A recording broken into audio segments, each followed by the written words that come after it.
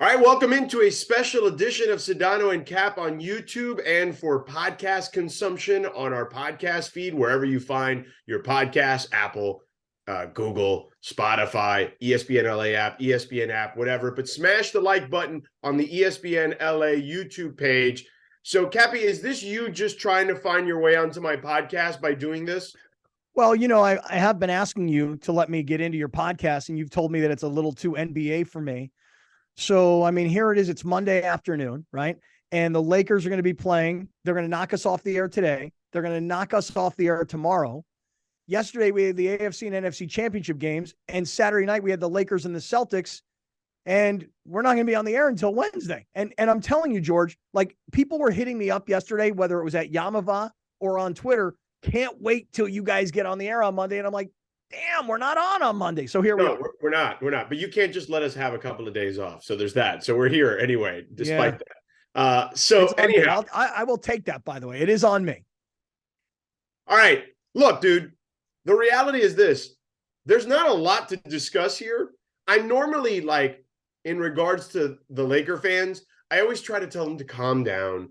It's not as bad as you think. Okay, well, this one is as bad as you think because the league and the referees actually admitted they got this thing wrong in as quickly a fashion as I've ever seen handled in the NBA. I mean, normally when there's a crazy event, there's a pool reporter and the referee will talk to that pool reporter and that stuff gets out fairly quickly. The entire refs association basically in the league put out a statement immediately after this game. I've never seen how something like this had happened as quickly as it did.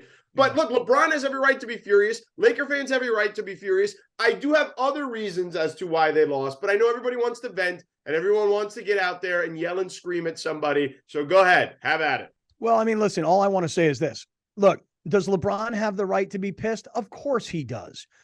Was I kind of surprised by the antics? I must admit I was. I wasn't surprised by that. He has every right to be furious and do whatever he wants to do after that, because that's as egregious a missed call as I've ever seen. And I just don't think it's the only reason they lost. Right. But I understand why he would lose his mind. But from my perspective, it's like, damn, LeBron, like you didn't get a call. And I mean, he goes after the referees on just about every play anyway. But in this one, he didn't get a call. It should have been obvious to everybody. It seemed to be obvious to everybody watching other than the referees. But to see LeBron lose his mind like that, it made me feel like, hey, guys, come on, hurry up. You got to get your head back together because you got to go play overtime. And instead, you're still caught up in what just happened. And I never felt like they got it together in overtime. No, they definitely didn't get it together in overtime. And it didn't help that Patrick Beverly. Oh, my God. Went and brought the camera over. That was great. See, that I like. No, hilarious, hysterical. He's a legend for that. But speaking of Patrick Beverly, it almost made up for what I thought he did, which was the biggest mistake of the game. So here's what I'm trying to tell Laker fans. I know nobody wants to hear it in the immediacy, but now that it's been a couple days, I think people can rationalize now a little better. Patrick Beverly, for as great as he was in that game, hitting threes, that crazy putback dunk, which I didn't think he could do. He hadn't dunked in 3 years, basically. Dude, he's like 6 feet tall. I mean, he's not that big. Right. I knew you sized him up the other day. Looked him up and down. Yeah. No, you didn't. So anyway, but the play before that, where Jaylen Brown got the layup, he hit him on the head, and I'm screaming at my television, going, Pat, what are you doing? You're up 3. Like, if you just give him the layup, what the hell, man? Why did you have to contest that? He hit him clearly on the head, so of course he's going to get that call. Because you hit anyone in the head in any sport, understandably so, it's going to be a foul, a penalty in some way, shape, or form. So I'm like, bro, what a boneheaded play. And then Laker fans were trying to argue me on social media, like, well, but you're not focusing on the right thing. And I'm like, no, you're not. I understand you're upset and you're emotional. But literally, if he just lets him get that layup, the Lakers are still up 1 with 4.1 seconds to go. The LeBron play never even happens because the Celtics have to foul immediately. And the Lakers are going to the free throw line. The Lakers would have been celebrating in the locker room long before LeBron got up from being apoplectic about that play. Good word. Good word. Hey, look, here's something I've been saying to Laker fans, and no one wants to listen to me. No one wants to hear what I have to say. But here, let me just say this. You ready? They're this close. When you can go on the road, George, and play at Boston on national TV, the best team in the league, the most wins, younger, more athletic, etc. You just got AD back. You just got Rui in the lineup. We all know how LeBron's been playing. They're not that far away. In other words, if they played Boston in a 7-game series, is it 4-0 Boston? Maybe. Okay, but maybe not. Maybe it's right. But here's where you're wrong about this stuff. Because you're judging this based off the regular season. Yes, it could be 4-0. Do you realize that the Boston Celtics swept the Brooklyn Nets last year with Kevin Durant and Kyrie Irving? I do. And none of the games, if I recall correctly, were more than 5 points. I saw it, Dave McMiniman. I saw that. I was watching that last year. Yeah. By the way, somebody behind you just moved that curtain while you were talking. Jack the Frenchie. He comes in here. Jack the Frenchie walks in while I do this. He hangs out with me all day. All right. So look, all I'm saying is, but why do you not want to give up why do you not want to give up assets and try to make this team better? What is it you have in what is in this for you? I don't think this team is a championship team this year. I don't think that because the West is weak. But you just said they're right there with the Celtics. Because I'm one of these guys who, when I get wrapped up in my team, I believe in my team. I believe in my coach. And I just think that they're going to be peaking at the right time. That is, of course, with one monster caveat, which you have to say every time you talk about the Lakers, if, and it's only an if, AD can stay healthy the rest of the way. Okay, well, let's talk about that on the show some other day. Let's finish up this game from Boston. Here's what I would say. I don't know what the league can do to those officials other than not give them the requisite amount of games that they would normally give them, in the sense of like playoff assignments, right? These officials are graded. People want to know this stuff. So officials are graded game to game. And if you get too many missed calls or demerits, let's call them, then you're not going to be in line to potentially get the type of games you would get in the playoffs, if you even get playoff games at all. So while I look at this situation, and I know Anthony Davis used the word cheated, and I understand this is a culmination. This thing has been compounding because they feel like the Lakers they've dealt with this multiple times this season. And what I would say is cheated is too far for me, because that implies that these officials are doing something nefarious. And I know the internet is raging right now because Eric Lewis's wife apparently has a picture on social media from the playoffs last year, and she's a Celtics fan. Eric Lewis's wife, by the way, is the head coach of George Mason's women's basketball team, okay? And she's from Maryland. So I don't know why she was wearing a Celtics jersey in that particular picture. Maybe she is a Celtics fan despite being from Maryland. Nonetheless, my point is, not everything is a conspiracy theory. So we need to just kind of chill with that. No, but I think the word cheated, like cheated, if you take it literally, you think they cheated, somebody broke the rules to screw us out of something. I think that what Anthony Davis and LeBron are saying is we should have been able to have won that game. The result, it was stolen from us, if you will. But hey, look, you talk about the Pat Beverly thing, right? Sometimes guys just make stupid plays at the wrong time, and it costs a team a game. In the case that we're talking about between Boston and the Lakers, as a regular season game, it was one that if the Lakers would have been able to win that game, we might be thinking a little bit differently about them, but they couldn't get it done yet again. It's really, George, I'm transitioning. It's really the same thing that happened at the end of that Chiefs Bengals game last night, where Mahomes makes that run. And you're like, wow, this guy's limping around all game. He's in obvious pain. When he had to make a run, he did. He got the first down. And then the linebacker from Cincinnati, a guy whose name I'm guessing most people don't know, Joseph Osai, when he hits him out of bounds, here's a rookie linebacker from Texas who's had a good season, and by all accounts seems like he's an up-and-coming star player. And a good game. Had a really good game. But to make a boneheaded play like that, because there's going to be 8 seconds to go with first down, and you're at midfield. You're not kicking a field goal. You've got 7 seconds to get 15 yards to get your field goal team on the field to get to a 45-yarder, and he makes that terrible mistake. And once Mahomes picks up the first down and picks up the extra 15 yards, Dude, it's practically game, set, match. Yeah. By the way, I would also say I know Bengal fans are also raging about the officials to your point. And then that alleged, that third down where we saw in the Zapruder film, the official come from way down far end of the field to try to stop it. Nobody heard the whistle. By the way, the next play, KC didn't do anything with it. Yes, I guess in theory they got an extra down, but they did. They did, but there was also a pass interference penalty on the play, which turned it into a first down. And ultimately, to your point, there was about 9 minutes to go in the fourth quarter, and Kansas City did not do anything. They went 3 and out after Correct. that. Yes. But they still, it seemed, for those that are conspiracy theorists, it seemed like people were sitting on, they're going, is the NFL trying to get Kansas City into the Super Bowl? What's going on here?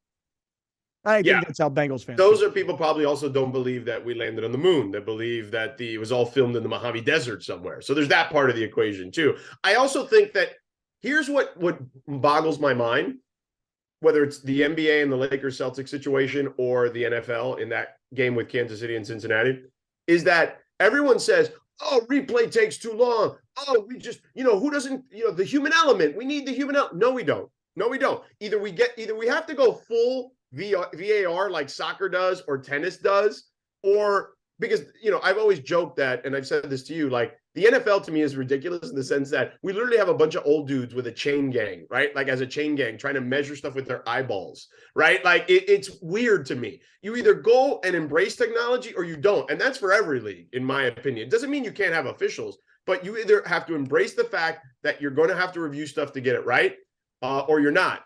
And look, I'll give you a perfect example with the Laker game, because people were like, Lakers, that should have been reviewable, right? Or it should have been challenged, but they didn't have a challenge with Darvin Ham. Not true. Actually, a play in the NBA is not reviewable if there's not a foul is not reviewable if there wasn't a whistle blown in that instance. So they couldn't have gone back to review that no matter what, or challenge it even if they had the challenge. With the Bengals and Cincinnati and Kansas City, my thing is like, hey man, you can complain about the officials all you want, but you let Sky Moore, you punted the ball down the middle of the field to Sky Moore, right? And you let him run it back to the opposite end of the field, basically into your territory. So, like, there are instances like the PatBev thing, right, where Cincinnati, that's a self-inflicted wound. Why didn't you punt the ball out of bounds? Why didn't you angle the punt in that scenario? And you wouldn't have given Patrick Mahomes the opportunity to even put his team in that position. Well, that's a good point in that, when Kansas City, for as much as we'd heard, Mahomes' ankle, what's he going to be? Then we heard Travis Kelce on Friday got hurt at the end of practice, which I felt like kind of flew under the radar until game time. And then you have a guy like Sky Moore come up with a couple of really big plays in this game. And then I think, George, maybe the play of the game that no one's talking about is Marquez Valdes-Scantling. This is the receiver that Kansas City had when he extended the ball, picked up the first down. It was originally called short, so it was going to be 4th and 1. He did such a brilliant job of extending the ball, and then he wound up catching the touchdown pass from Mahomes. So for as many injuries as there were, Mahomes is hurt, Kelsey's hurt, their receivers are all going out of the game. Guys made plays in crucial points. And listen, I loved it after the game when Travis Kelce shouted out the mayor of Cincinnati, "Hey, you jabroni, know your role, pal. Don't be talking about Burrowhead." I thought that was great. And it was all unfortunate in that the second game lived up to all the hype. The first game, dude, as soon as Brock Purdy went out, yeah, it was over. That's it. Over. They're not even competitive. Yeah. Yeah. It was, I mean, honestly, I don't know what they could have done other than have McCaffrey just run the Wildcat and occasionally try to throw it down the field. It was a mess, especially once Johnson went down too. Like, then it's like, I mean, when Johnson was in there wasn't a ton of hope, but maybe you're like, oh, a turnover, maybe like a fumble recovery, a pick six. Maybe Johnson could just get him in field goal range. But then he went out, and then, then it was all. And Josh Johnson is listen, I'm a fan. I love an underdog. Too. Yeah. I love an underdog. I love a great story. This guy was the quarterback when Jim Harbaugh was the head coach, when Harbaugh was just breaking into head coaching down at the University of San Diego, D1 AA non-scholarship. So for a guy to have this long of a career is amazing. But you talk about somebody who looked completely unprepared, and I'm not blaming him. I'm just saying he's the 4th string quarterback. He was at the Denver Broncos earlier this year. What did anybody expect that Josh Johnson was going to do? I know what I was rooting for, which was a Rudy kind of story. Pull him off the bench. He leads the team to the victory on the road, goes to the Super Bowl. That's the story I wanted. That was not reality with Josh Johnson. No, unfortunately, it wasn't the case. So the Niners season, once Purdy went down, pretty much went crashing. Still a good season for them when you consider the fact that the guy who was Mr. Irrelevant, Yeah. Gets them to win within one game of the Super Bowl. But who do you like in the Super Bowl? I think, look, the Eagles are the healthier team by a wide margin because it's not just Mahomes. Obviously, Kansas City was playing with several receivers out in that game this past weekend against Cincinnati. The Eagles are a really complete team at this point. Now, it's basically you are picking the team that's more complete in Philadelphia, or you're just saying Patrick Mahomes will be healthier in 2 weeks. He's probably one of the greatest quarterbacks, if not the greatest quarterback as far as physical tools are concerned we've ever seen. I think he's the greatest guy I've ever seen because he can do everything that you would want a quarterback can do. He doesn't have the greatest resume, but I have been saying that he's basically Dan Marino and Steve Young having a baby together, baby. You know what I mean? Because of the angles that he throws, how quickly he gets it out, his arm strength like Marino, his accuracy and his mobility like a Steve Young.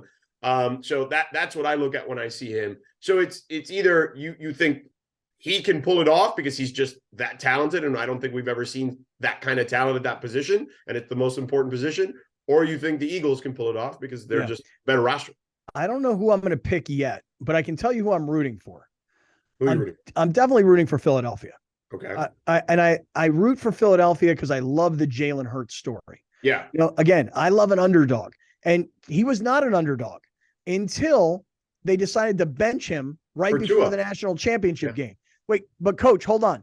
We have gotten here together, and I've been the starting quarterback. And we're wait. He benched them in the national championship game. Right. So I'm getting at is like, but coach, but why? Like, if you lose 2 or 3 games, you go, hey, look, we got another guy who's a 5-star recruit. He's an All-American, blah, blah, blah. We got to give somebody else a shot. Jalen Hurts didn't do anything to deserve to be benched. So for him to have been benched, for him to have come back the next year and been a great teammate, he didn't become some locker room cancer. He didn't become a distraction. And then for him to finally move on to Oklahoma and then become a 2nd-round pick. And then for Doug Peterson to eventually really be fired because he defended Jalen Hurts, said this should be our guy, but they gave all that money to Carson Wentz.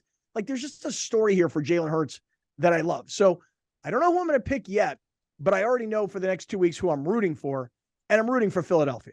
You're basically playing both sides is what you're saying. You're giving yourself an avenue to play both sides. Well, I will say this. If I'm going to root for Philadelphia, come the Friday before the Super Bowl, I'm more likely to pick Philadelphia. Okay. Well, I don't want you trying to do this backdoor stuff. No, All of a sudden, you pick Kansas City. No, I'm not going to root for Philly and then pick Kansas City and then sit on both sides. But, George, let me tell you one thing. We missed you yesterday in a big way. Yeah. Because we had this thing going on at Yamava yesterday. And, dude, our promotions team, Joseph and Parker and DeAndre and Amara, these guys, they knocked it out of the park yesterday at Yamava.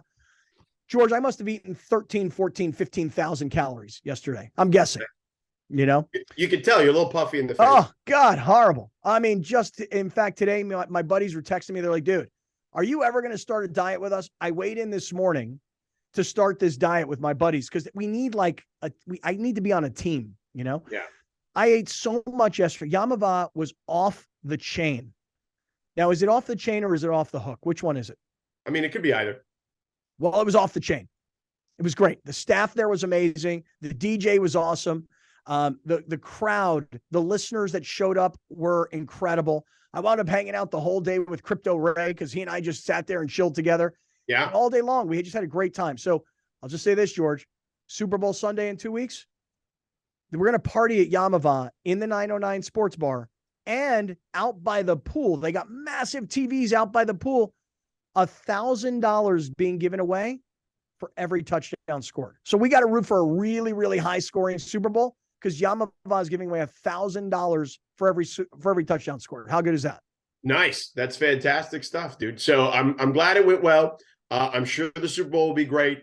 And I'm sure you ate all your talent fee in food. So. Do you want to know how it went with Mace? Oh, well, I mean, you want to save that for the show on Wednesday, or do you want to just do it now? I think it's going to get aired out today on Mason in Ireland. How would you rate it? 10 being, wow, this is incredible. We're like soulmates. Him and Juan and me and Rachel. A 1, it's a complete disaster. We now hate each other. We'll never speak to each other. No, I'd say it's a 5. I'll give it a 5 right in the middle, and here's why. Yeah. So I get a call from Mace. I'm out at Yamava. It's about 4:30 in the afternoon. We have about a 5:45 dinner reservation because Leslie Jones is going to play that night. By the way, he flakes on you. Leslie Jones, hilarious. Yeah, he flaked on you for dinner. Well, not exactly. So he calls me and he tells me that Juan wasn't feeling well. Uh-oh. So Juan's not going to come. Mm. So Mace is driving out to Yamava. Mm-hmm. Gets about halfway. Gets a call from Juan. Positive test. Oh, boy. So Mason says to me, hey, I'm going to come out and I'll be the 5th wheel. I go, yo, wait a second here, bro. Now you're not 5th wheeling with us. Okay. Like if Juan, fell and broke his leg and you said, hey, I'm going to come out and be the 5th wheel. Oh, so be it. But you live with this guy. You sleep in the same bed with this guy. He's got it. You're not coming out to hang out with us and give it to us.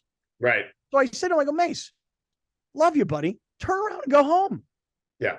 That's what he did. Wow. Never made it. Now, do you buy that he wanted to, that he was actually halfway there? Yeah. Because that would be my only question. I'm not asking if Juan didn't test positive for COVID or wasn't sick. I'm just questioning whether Mason was actually halfway to Yamava. I'm gonna give him the yes, I think he was. Okay. I think so. All right, fair enough. I would imagine we'll talk about this on Crosstalk on Wednesday. Yes. And yes, I think we will. We'll save it for then. All right. Well, this has been fun. You're still not getting on the podcast. But this is at least one step closer to getting on the podcast potentially. So, a little step closer. That's right. Yeah. It's not bad. All right. Sedano and Cap, we're off Monday, Tuesday. Smash the like button on the ESPN LA YouTube page. This will also be, if you missed any part of it or you couldn't watch the whole thing, the audio accompaniment will be on our Sedano and Cap podcast feed. For Scott Kaplan, I'm George Sedano. We will talk to you Wednesday. See you.